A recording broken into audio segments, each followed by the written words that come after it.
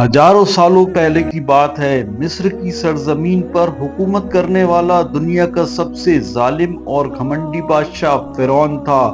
وہ خود کو خدا کہلواتا تھا اور ہر اس انسان کو قتل کروا دیتا تھا جو اس کی خدائی کو جھٹلائے۔ اس کے محل میں سونے چاندی کی چمک تھی، ہزاروں خدمتدار تھے اور حکم کے بنا پتا بھی نہیں ہلتا تھا۔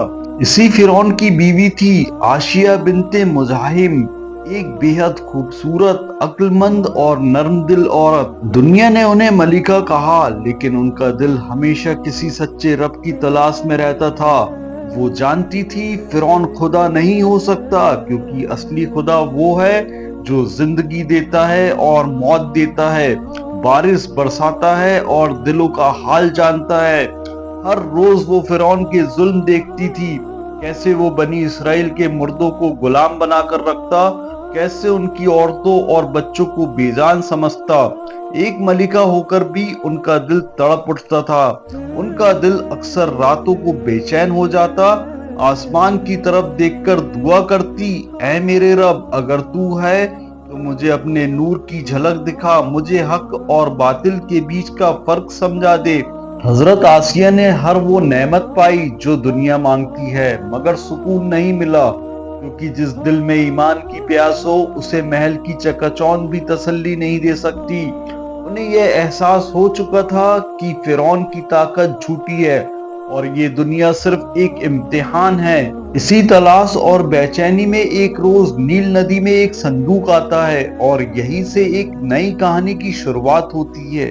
ایک دن مصر کے شاہی محل میں ایک عجیب سی ہلچل ہوئی۔ نیل ندی میں ایک صندوق بہتا ہوا محل کے کنارے آ لگا۔ یہ کوئی عام صندوق نہیں تھا، بلکہ اس میں ایک ننھا روشن چہرہ تھا، ایک پیارا سا بچہ جسے دیکھ کر انسان کا دل خود بخود محبت سے بھر جائے۔ ملکہ آشیہ نے جب اس بچے کو دیکھا، اس کا معصوم چہرہ، گالوں کی رونق اور آنکھوں کا نور، تو ان کی ممتا جاگ اٹھی۔ دل جیسے کہہ رہا تھا، یہ بچہ کوئی عام بچہ نہیں، یہ اللہ کی طرف سے بھیجا گیا کوئی خاص مہمان ہے۔ آشیہ رضی اللہ تعالیٰ عنہ نے اسی وقت فرعون سے کہا، جو کہ قرآن کے سورہ قصص میں موجود ہے، اسے قتل مت کرو، یہ ہماری آنکھوں کی ٹھنڈک بنے گا، اسے میں اپنا بیٹا بنا لوں گی۔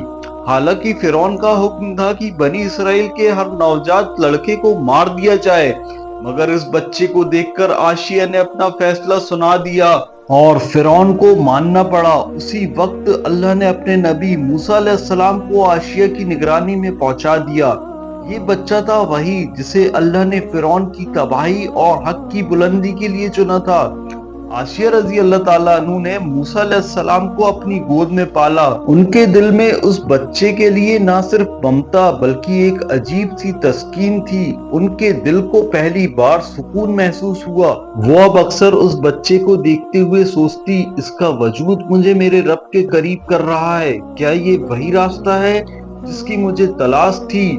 انہیں ابھی نہیں پتا تھا کہ یہ بچہ نہ صرف ان کا دل جیتنے آیا ہے بلکہ انہیں جنت کی ملکہ بنانے والا ہے۔ محل کی دیواروں کے بیچ ایک ایسا بچہ پل رہا تھا جو خود اللہ کا نبی بننے والا تھا، حضرت موسیٰ علیہ السلام۔ ملکہ آشیہ نے انہیں اپنی گود میں پالا، اپنے ہاتھوں سے کھلایا سلایا اور ہر لمحہ ان کی معصومیت اور فطرت سے محبت کرنے لگی۔ مگر جیسے جیسے موسیٰ علیہ السلام بڑے ہوتے گئے، ان کا اخلاق، سچائی، رحم دلی اور دوسروں کی مدد کرنے کی عادتیں آشیہ رضی اللہ تعالیٰ عنہ کے دل پر اثر ڈالنے لگی۔ ایک دن جب موسیٰ علیہ السلام نے محل کے احاطے میں ایک مظلوم غلام کو بچایا، آشیہ رضی اللہ تعالیٰ عنہ کی آنکھیں بھر آئی۔ انہوں نے محسوس کیا کہ یہ بچہ نہیں بلکہ حق کی آواز ہے، جسے اللہ نے ظالموں کو نیچا دکھانے کے لیے بھیجا ہے۔ وہ اکثر چپکے سے موسیٰ علیہ السلام کی باتیں سنتی تھی۔ جب وہ اللہ کی توحید کا ذکر کرتے تو آشیہ رضی اللہ تعالیٰ عنہ کا دل تیز تیز دھڑکنے لگتا۔ وہ سوچتی، کتنی سادگی ہے مگر کتنی گہرائی۔ جو بات اس بچے کی زبان سے نکلتی ہے وہ سیدھا دل میں اتر جاتی ہے۔ پھر ایک دن آشیہ رضی اللہ تعالیٰ عنہ نے اپنے کمرے میں تنہا ہو کر سجدے میں سر رکھا، اے میرے رب، اگر تو وہی ہے جس کا ذکر موسیٰ کرتا ہے تو مجھے بھی ہدایت دے، مجھے اپنی طرف بلا۔ اور اسی لمحے دل کے اندر ایک نور پھیلا، ایک سکون، ایک تسلی۔ آسیہ اب صرف فرعون کی ملکہ نہیں تھی بلکہ اللہ کے نور سے روشن ایک مومنہ بن چکی تھی۔ انہوں نے اللہ سے وعدہ کیا، میں اب تجھ سے اپنے رشتے کو نہیں توڑوں گی، چاہے فرعون مجھے کتنی بھی تکلیف کیوں نہ دے۔ اسی ایمان کی روشنی نے ان کی آنے والی زندگی کو بدل دیا، مگر یہ روشنی اب جلدی فرعون کی غصے سے ٹکرانے والی تھی۔ حضرت موسیٰ علیہ السلام اب کھل کر فرعون کی خدائی کو جھٹلا رہے تھے۔ وہ مصر کی گلیوں میں، محلوں کے احاطوں میں اور میدانوں میں یہ اعلان کر رہے تھے کہ اللہ کے سوا کوئی معبود نہیں، میں اسی کا رسول ہوں۔ فرعون کا گھمنڈ تلملا اٹھا، وہ بوکھلایا ہوا اپنے وزیروں سے کہہ رہا تھا، یہ موسیٰ میری رعایت میں رہ کر مجھے جھٹلا رہا ہے، اسے سبق سکھانا ہوگا۔ مگر اسی بیچ ایک خبر نے فرعون کے ہوش اڑا دیے۔ اس کی اپنی ملکہ آسیہ اب موسیٰ علیہ السلام کے رب پر ایمان لا چکی تھی۔ جب اسے یہ بات پتہ چلی تو اس کا چہرہ غصے سے سرخ ہو گیا۔ اس نے آسیہ کو بلایا اور چلا کر کہا، تو میری بیوی ہو کر میرے خلافت کر رہی ہے، تو بھی موسیٰ کی طرح جھوٹے رب کو مانتی ہے۔ لیکن ملکہ آسیہ اب ڈرنے والی نہیں تھی، ان کی آنکھوں میں روشنی تھی، چہرے پر سکون اور زبان پر حق کی طاقت۔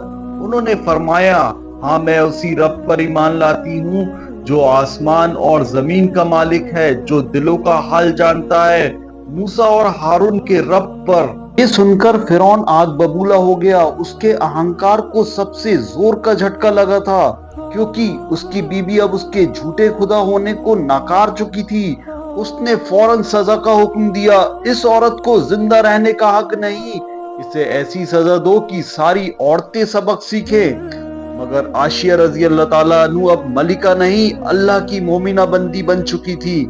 ان کے لبوں پر بس ایک دعا تھی، اے میرے رب مجھے اپنے قریب رکھ، مجھے دنیا کی کسی طاقت سے ڈر نہیں ہے۔ فرعون کی عدالت سجی تھی، اس کے وزیر، سپہ سالار اور درباری سب موجود تھے۔ بیچ محل میں لایا گیا تھا وہ چہرہ جسے کبھی تاج پہنایا گیا تھا، جس کے آگے سر جھکتے تھے، ملکہ آسیہ، مگر آج ان کے ہاتھ بندھے تھے اور سامنے کھڑا تھا فرعون، غصے سے کانپتا ہوا۔ اس نے آسیہ سے کہا، اب بھی وقت ہے، میرے رب ہونے کو مان لے ورنہ تجھے مٹا دوں گا۔ مگر آسیہ رضی اللہ تعالیٰ عنہ کی آنکھوں میں ڈر نہیں، یقین اور نور تھا۔ انہوں نے بنا کانپے کہا، تو رب نہیں ہو سکتا، رب وہ ہے جس نے مجھے بنایا، جس نے مجھے ہدایت دی، میں اسی اللہ پر ایمان لاتی ہوں جو موسیٰ اور ہارون کا رب ہے۔ فرعون چلایا، اسے سزا دو، اسے زنجیروں میں باندھ دو، اس کا گھمنڈ توڑ دو۔ اور پھر شروع ہوا ایک ایسا منظر جو انسانیت کو ہلا دینے والا تھا۔ انہیں زنجیر سے جکڑا گیا، لوہے کے کیلوں میں باندھا گیا، دھوپ میں پتھروں کے نیچے لٹا دیا گیا، پیٹھ پر کوڑے برسائے گئے، ہاتھوں پیروں میں دردناک زخم دیے گئے۔ مگر آسیہ رضی اللہ تعالیٰ عنہ کی زبان پر صرف ایک ہی دعا تھی، اے میرے رب میرے لیے جنت میں اپنے پاس ایک گھر بنا دے۔ یہ وہی دعا تھی جو قرآن میں اللہ نے سورہ التحریم میں بیان کی۔ اور جب فرعون نے دیکھا کہ اتنی تکلیفوں کے بعد بھی وہ مسکرا رہی ہے تو وہ اور زیادہ غصے میں آ گیا۔ مگر آسیہ اب زمین کی ملکہ نہیں، جنت کی مسافر بن چکی تھی، زنجیروں میں جکڑی ہوئی، دھوپ میں تپی ہوئی، زمین پر لیٹی، پیٹھ پر کوڑوں کے نشان، بدن پر چوٹوں کے زخم، مگر چہرہ تھا روشن، دل تھا مطمئن اور آنکھیں تھی آسمان کی طرف اٹھی ہوئی۔ فرعون کو امید تھی کہ وہ چیخے گی، معافی مانگے گی، اس کے رب ہونے کو مان لے گی، مگر اللہ نے اپنے اس نیک بندی کی مدد فرمائی۔ اس اذیت اور درد کے لمحے میں آسیہ نے آسمان کی طرف دیکھا اور اللہ نے پردہ ہٹا دیا۔ انہوں نے جنت میں اپنا گھر دیکھا، روشن، پرسکون اور اللہ کی رحمتوں سے بھرپور۔ ان کے ہونٹوں سے نکلا، اے میرے رب میرے لیے اپنے پاس جنت میں ایک گھر بنا دے۔ اور اسی لمحے میں سارا درد ختم ہو گیا۔ کوڑے پڑ رہے تھے مگر انہیں احساس نہیں ہو رہا تھا، زمین جل رہی تھی مگر ان کا دل ٹھنڈک محسوس کر رہا تھا۔ پاس کھڑے لوگوں نے دیکھا کہ آسیہ مسکرا رہی ہے۔ فرعون حیران ہو گیا کیا یہ عورت پاگل ہو گئی ہے؟ اتنی تکلیفوں میں بھی کیسے مسکرا سکتی ہے؟ مگر وہ نہیں جانتا تھا کہ جس عورت کو اللہ جنت دکھا دے اسے دنیا کی سزا اب اثر نہیں کرتی۔ حضرت عائشہ رضی اللہ تعالیٰ عنہ کی روح اب جسم کی قید سے اوپر جا چکی تھی۔ وہ اب خالص اللہ کے بھروسے پر زندہ تھی اور اس کی رضا کے لیے ہنستے ہوئے درد سہ رہی تھی۔ جسم زخمی تھا، ہڈیاں ٹوٹ رہی تھی، چاروں طرف درد، تنہائی اور ظلم تھا، مگر عائشہ رضی اللہ تعالیٰ عنہ کے دل میں صرف یقین اور رب کی محبت تھی۔ وہ اب صرف ایک ہی چیز مانگ رہی تھی، ربی اپنے پاس ایک گھر دے جنت میں تجھ سے قریب۔ ان کی آنکھیں بند تھی، چہرے پر نور تھا اور ہونٹوں پر دعا، اور اسی لمحے جب دنیا کی نظر میں وہ کمزور ہو چکی تھی، اللہ نے انہیں اپنے پاس بلا لیا۔ کوئی شور نہیں، کوئی شکایت نہیں، بس ایک بے حد سکون بھری روانگی، جیسے ایک خوشبو ہوا میں گھل جائے، جیسے کوئی پرندہ اپنے گھونسلے کی طرف لوٹ جائے۔ ظالم فرعون سمجھا کہ اس نے ایک بغاوتی عورت کو ختم کر دیا ہے، مگر حقیقت میں وہ عورت انبیاء کی قطار میں کھڑی ہو چکی تھی۔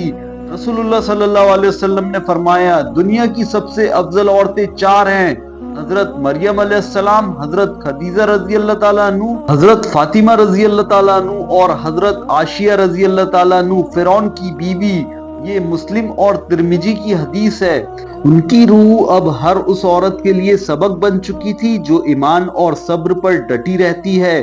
حضرت عائشہ رضی اللہ تعالیٰ عنہ اب دنیا سے رخصت ہو چکی تھی۔ ان کا جسم زمین پر تھا مگر روح جنت کی طرف پرواز کر چکی تھی، اور وہیں سے شروع ہوئی فرعون کی تباہی کا سفر۔ وہ شخص جو اپنے آپ کو خدا سمجھتا تھا، جس نے عائشہ جیسی پاک مومنہ کو قتل کروا دیا، اب خود اللہ کی پکڑ میں آ چکا تھا۔ حضرت موسیٰ علیہ السلام نے بار بار دعوت دی، اپنے رب کی طرف لوٹا، توبہ کر لے، ہدایت قبول کر لے، مگر فرعون کا دل سخت تھا، گھمنڈ سے بھرا ہوا تھا اور آنکھوں میں پردہ پڑا تھا۔ عائشہ کی شہادت کے بعد بھی اس نے موسیٰ علیہ السلام کی بات نہیں مانی۔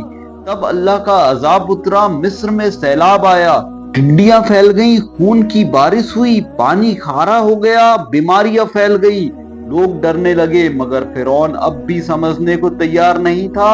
اسے لگا اس کی طاقت اسے بچا لے گی، مگر وہ نہیں جانتا تھا کہ جس عورت کو اس نے زنجیروں میں جکڑا، اس کی دعا اب اس کے خلاف اٹھ چکی ہے۔